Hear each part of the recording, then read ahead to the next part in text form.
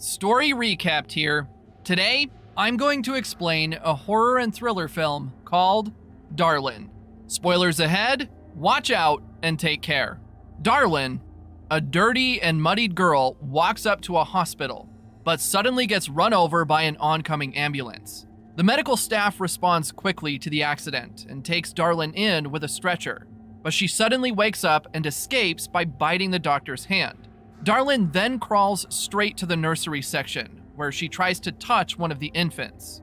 One of the nurses, Tony, runs after Darlin and approaches her with caution before grabbing her from behind and taking her away from the nursery room. She struggles away from his grip and crouches down on the floor, growling at him.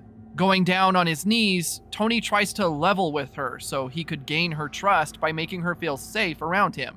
Then, the doctor comes up behind Darlin and sedates her.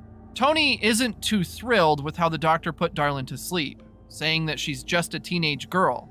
But in the doctor's defense, he says that Darlin is too dangerous.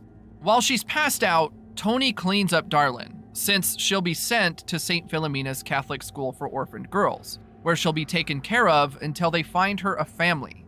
Still, Tony isn't too fond of the idea, mentioning how the school denied him to be an adoptive parent, presumably because he's gay. Meanwhile, outside, another feral lady, the woman, walks around and finds a sleeping homeless man. She slits his throat, carves out a piece of his stomach, and pockets the meat. She then goes to check on Darlin, handing her the chunk of human meat outside her window. But Darlin just closes the window on her. On the other hand, the bishop comes to check on Darlin, the doctor filling him up on Darlin's medical records, saying that she has a condition where it seems like she wants to talk but believes that she can't. The bishop is amazed at Darlin and thinks she's a true innocent because she's completely feral and does not have or know any sin. Later on, the bishop prays, grateful for the appearance of Darlin, because converting a feral girl like her into a good Christian will be the saving grace of their school. That way, their funding won't get cut off, and it's up to Sister Jennifer to help her, having come from St. Philomena herself when she was younger. The next day, Tony drives Darlin to St. Philomena's, passing her to Sister Jennifer's care. Although she growls at her at first, apprehensive with her touch, a slight encouragement from Tony is all Darlin needs to follow. At St. Philomena's, the bishop looks at possible methods to start Darlin's reform, starting with speech therapy. But their big plan is to document the change to garner attention from the press, saving their financial situation. They then take her to the stables, locking her inside a cage so they can take a video of her acting wild. At first, the bishop says that she looks too much like a normal girl, so he orders Sister Jennifer to rub some dirt on her so that she'd look more animalistic. Because of this, Darlin starts to attack Sister Jennifer, which is just the kind of content the bishop's looking for. So he starts taking a video of Darlin, and after getting what he wants, he goes inside the cage and calms her down.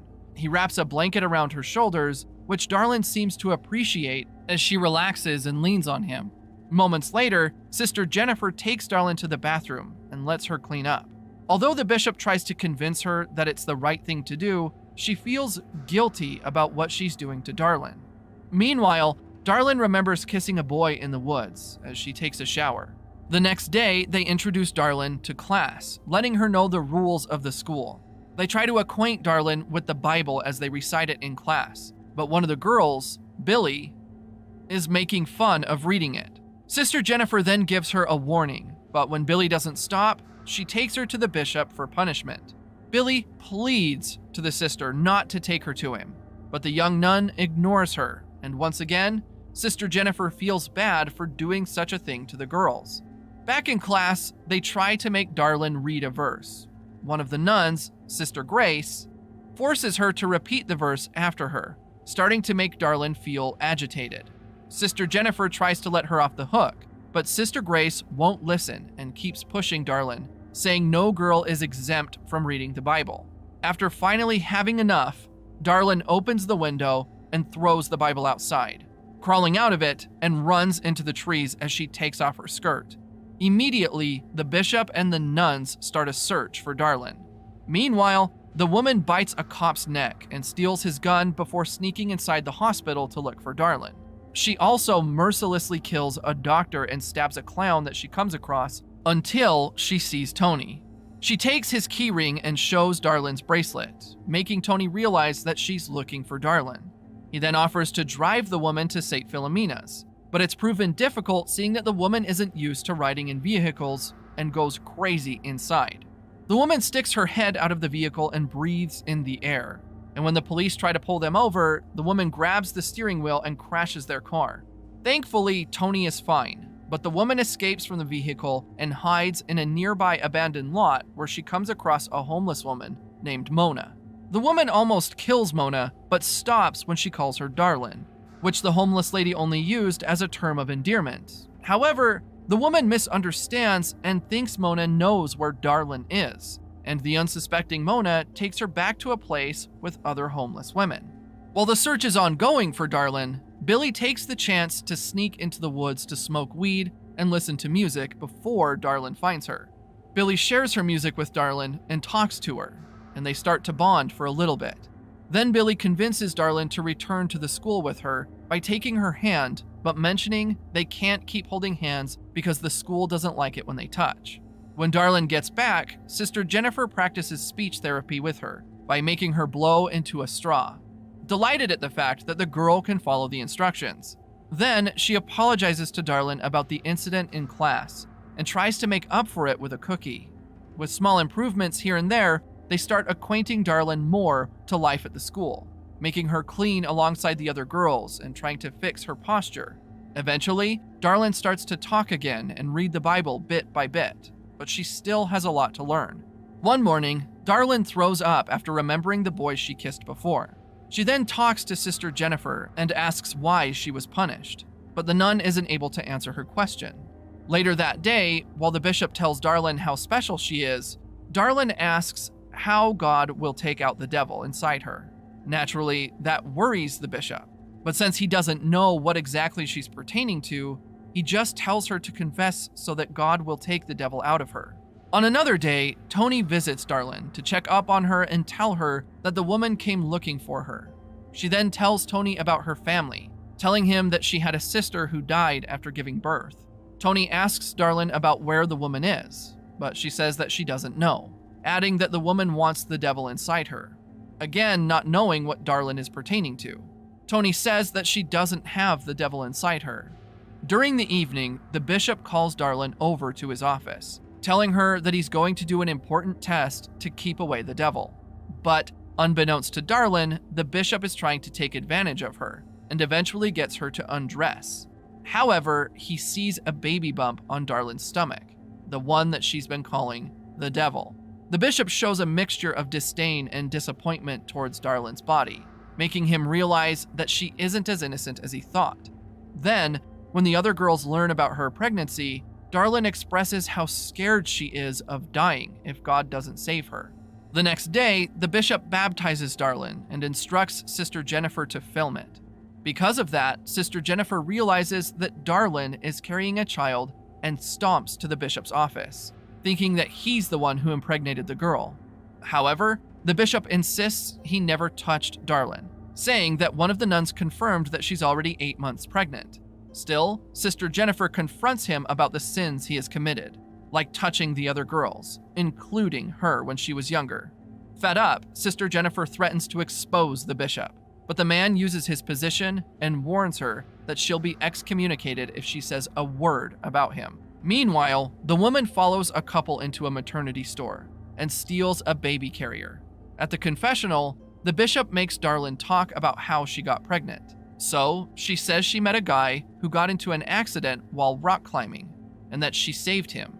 They then slept together before the woman killed him, and she ended up eating him, but with great guilt. Darlin also reveals that she ate her sister's flesh after she died from giving birth, and while she shows remorse for what she did, the bishop feels disgusted and walks out before she can even finish her story. He then questions Darlin why she came there. So she explains that the woman sent her to the hospital so she could give birth. But Darlin clarifies that she doesn't want the baby. While at the park, the woman finds a newspaper featuring Darlin. which tells a story about how a child is taken by the church. She immediately takes the newspaper and shows it to Mona. So they all gather to fight and help the woman save Darlin. Back at St. Philomena's, the other girls help Darlin get ready for her first communion in front of the eyes of the press and the cardinal. But unfortunately, when the girls leave her alone, she starts to drink from a bottle of bleach, determined to remove the unwanted baby inside her. During the communion, the bishop shows a video of the feral Darlin in front of the whole attendees in the church, and then calls her out, beautifully dressed in white, showing how they have transformed her. The bishop then tries to make Darlin eat the sacramental bread, but she won't cooperate for some reason. On the other hand, Sister Jennifer stands up and reveals how the bishop abuses the girls in his care, making everyone shocked at the revelation. He tries to get Sister Jennifer taken away, but instead, she plays a recording on her phone of her earlier conversation with the bishop about how he abused her when she was younger. The bishop tries to continue, but Darlin takes a chunk out of his hand, scaring the children inside the church. After that, Darlin throws up and goes into labor. So Billy, Tony, and Sister Jennifer all come to her aid. Then, as if on cue, the woman and her gang arrive at the church. Enraged, the woman takes a flagpole and drives it through the bishop's chest, killing him.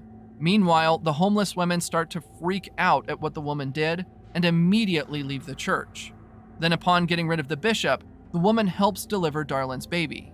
Moments later, Darlin successfully gives birth and pleads for the woman to take the baby far away. Without the need to be told twice, the woman leaves them, walking away from the church with Darlin's child.